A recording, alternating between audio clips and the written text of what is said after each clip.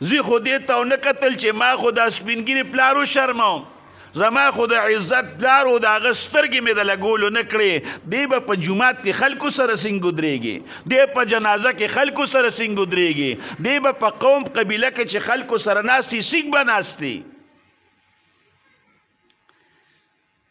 داسې ده که داسې نه ده وروڼو لږ جواب راله راکې داسې ده که داسې نه ده ګنې حالان کې د یو انسان وجل